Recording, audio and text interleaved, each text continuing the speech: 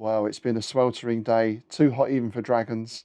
I thought, what nicer way to cool down than go for a drive through the verdant English countryside over to Newport Pagnell. But my destination wasn't chosen at random, because today on Dragon's Teeth, we're visiting Players Paradise for the Crooked Dice 7TV multicoloured swap show.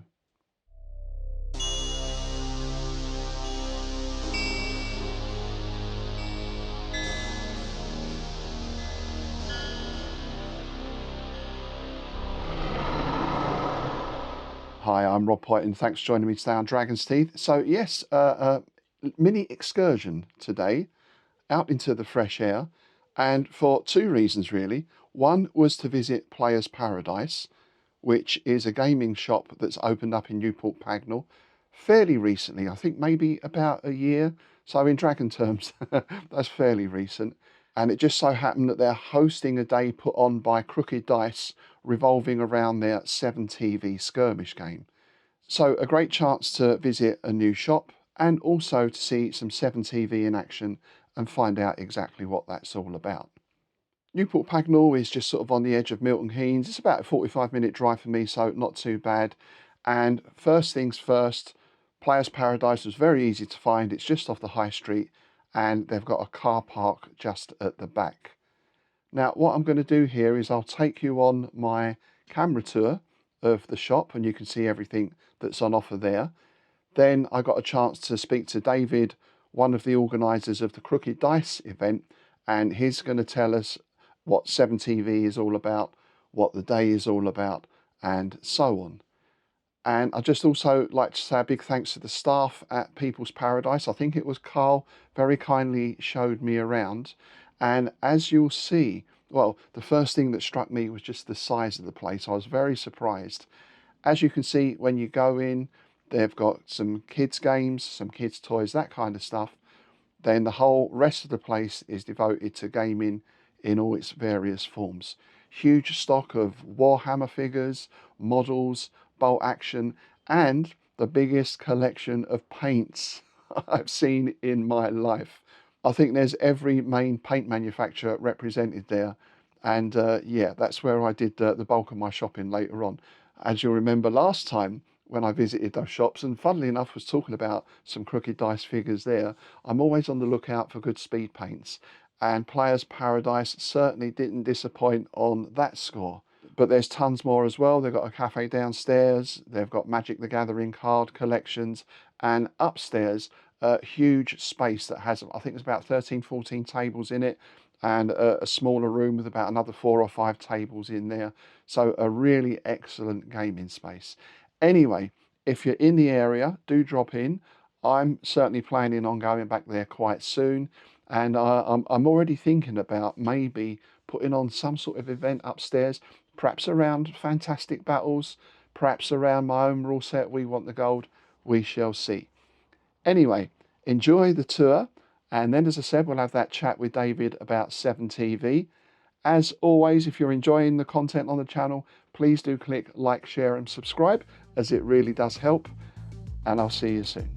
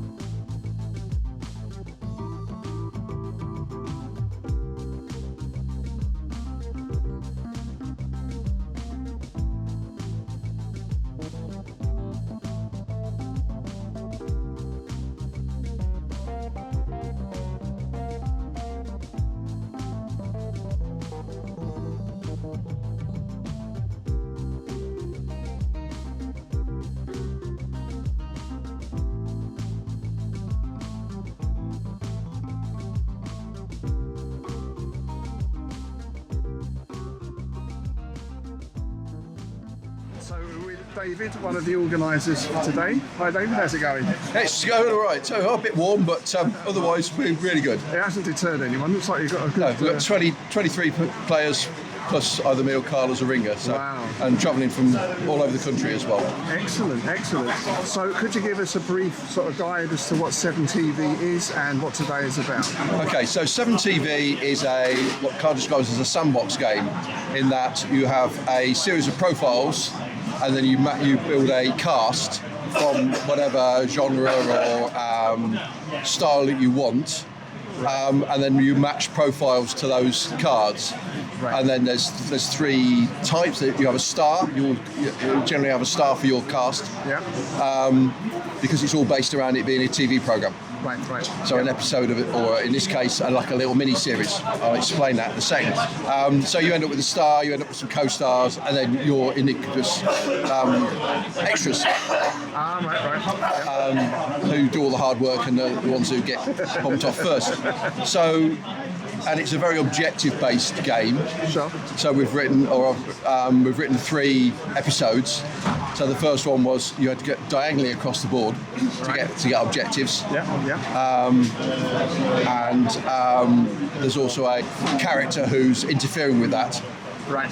Who will be revealed in episode 3.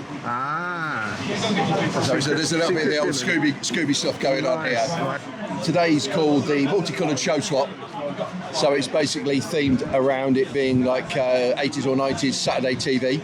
Yes. That sort of theme. So you'll see when you get some shots of the various casts, there's quite a variety of different ones that you'll recognise. Well, I was to say that's the nice thing with this system is you can cover all these genres like cop shows, sci-fi shows. Yeah, absolutely. So the cast that I've been using is based on Stranger Things, so I know that's a bit more modern, but I wasn't supposed to be playing today, so that was the cast I've been using. It kind of harkens back to that time. It's the same sort of, and it's very thematic. Yeah. But we've got everything from pirates to comic book style to there's a Captain Scarlet style crew as well out there. And it's one of those days that's not really competitive. So you're trying to win your game, of course, and achieve your objectives and get rid of the opponent. But it's all about the community. It's a very much a community game, and the awards are for things like best player or most sporting player. Right. Best cast by whatever criteria you want to judge the cast by. So not just best painted, it's thematic as well. And then we also have an award for the best set. The layout. So around half the sets have been brought by the players, and then I provided some of all the other ones there.